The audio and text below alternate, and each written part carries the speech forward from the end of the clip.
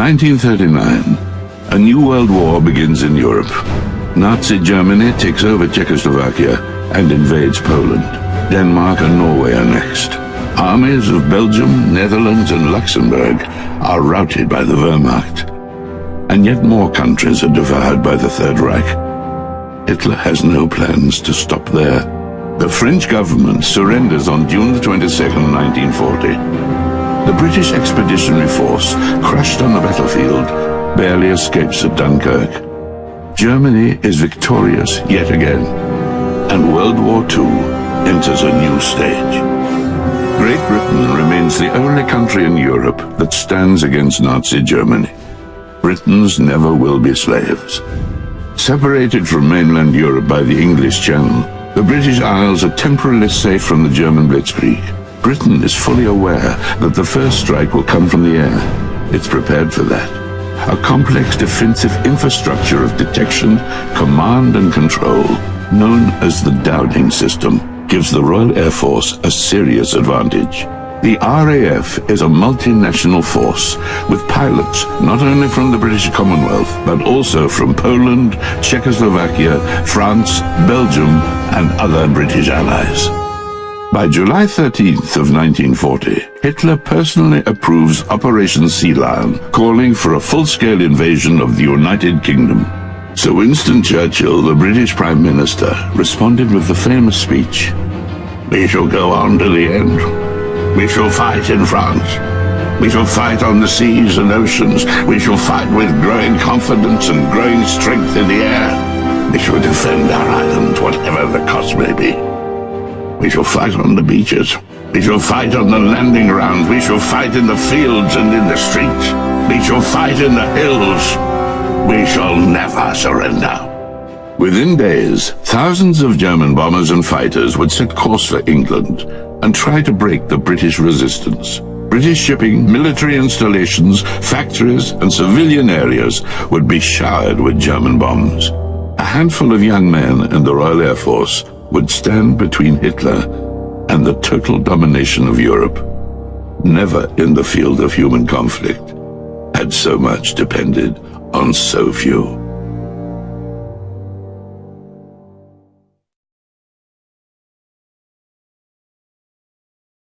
June the 22nd, 1941, Germany began Operation Barbarossa, a large-scale invasion of the Soviet Union.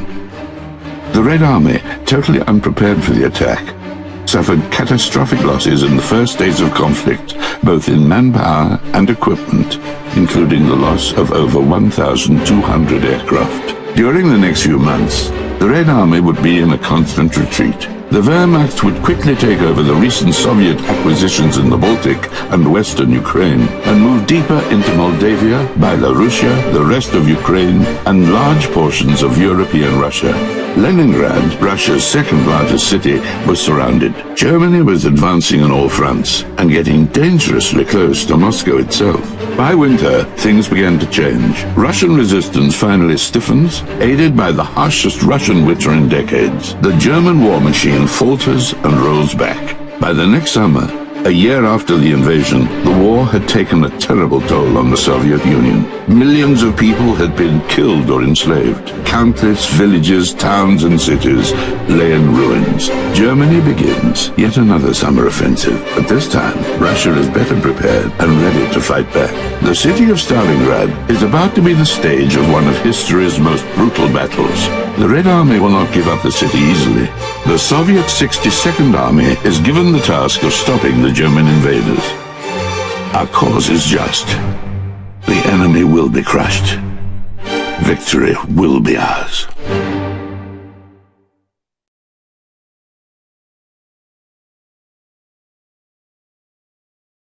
The United States entered World War II after the Japanese attack on Pearl Harbor on December the 7th, 1941. United States forces first fought the Germans in the North African campaign. The victory at El Alamein paved the way for the long-awaited invasion of Europe. British Prime Minister Winston Churchill and US President Franklin Delano Roosevelt met in Casablanca in January of 1943 to plan the Italian campaign. After a few days of talks, it was decided that the invasion should begin in Sicily. Sicily was defended by the Italian Sixth Army. Benito Mussolini, the Italian Prime Minister, was Italian Commander-in-Chief.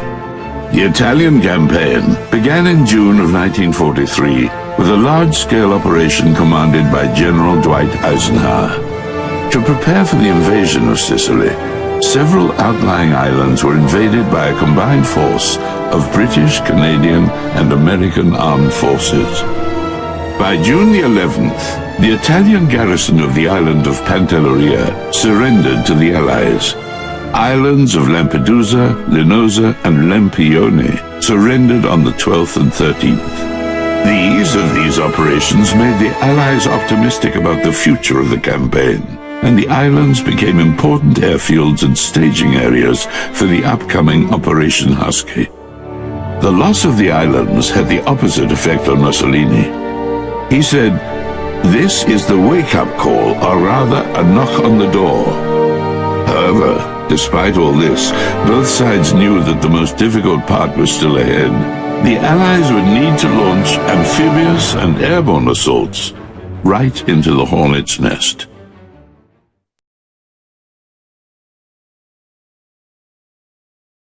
The Battle of Stalingrad was the ultimate turning point on the Eastern Front.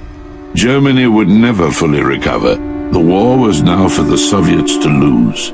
They had many difficult battles ahead, with the ultimate goal of not only liberating occupied Soviet territories, but taking the war all the way to Berlin and wiping out the Nazi regime once and for all. By the winter of 1944, a large salient formed on the front line of the Ukraine. Centered around the town of Korsun, the salient was defended by two German armies. Both sides concentrated large forces in this small area, including dozens of divisions, thousands of tanks and heavy guns, and hundreds of thousands of soldiers. Soviet High Command planned a complex operation with two simultaneous pincer attacks from the flanks and a subsequent encirclement of the German defenders. German forces inside were to be surrounded and wiped out, Stalingrad style. The operation was meant to deal another heavy blow to the German war effort and pave the way for the Soviet advance into Germany itself.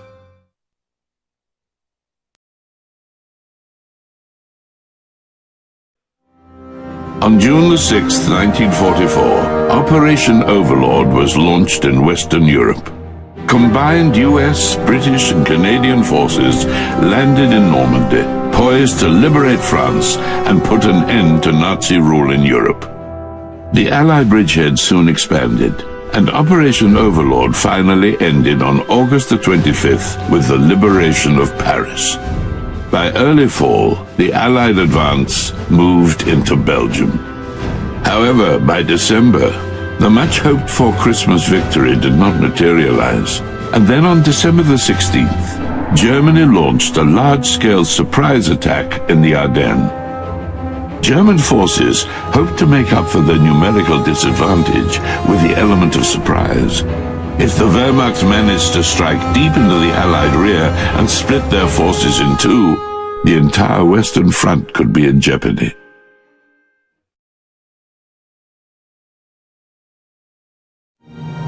Soviet forces finally liberated all occupied Soviet territories by mid-1944 and went on an all-out offensive.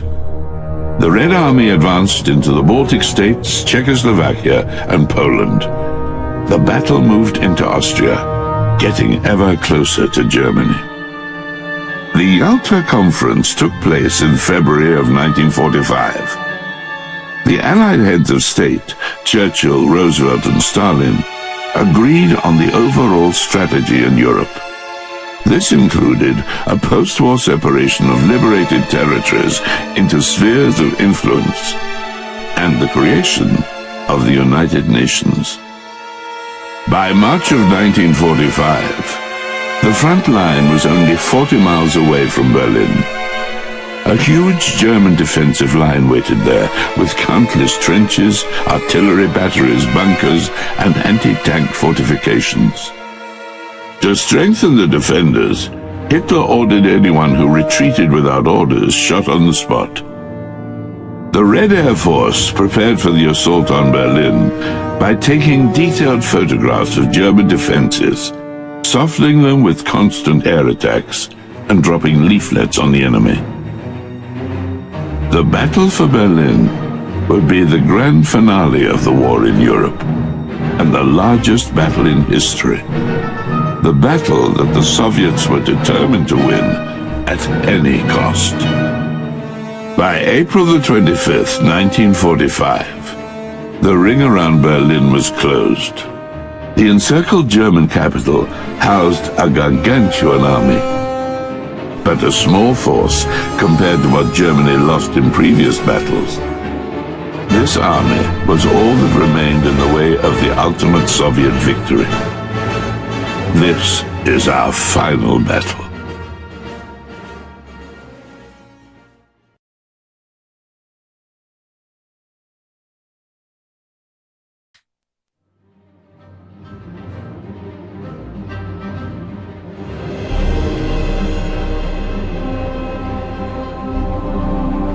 On April the 30th, 1945, Adolf Hitler, the German Führer, committed suicide in his underground bunker as Soviet forces shelled the heart of the German capital.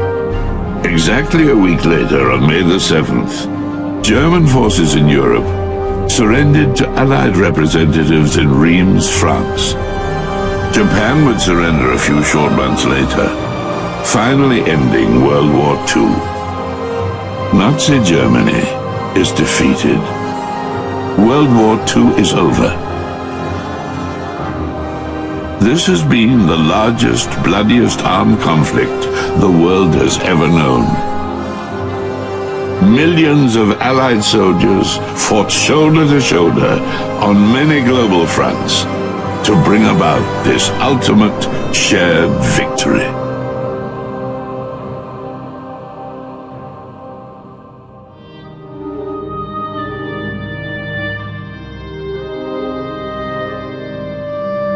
The wounds will take decades to heal. Many victors will share the bittersweet experience of returning to ruined homes and lost relatives. And millions of others will never return from this war. Their heroism forever remembered by future generations, whose very existence would not be possible without their sacrifice.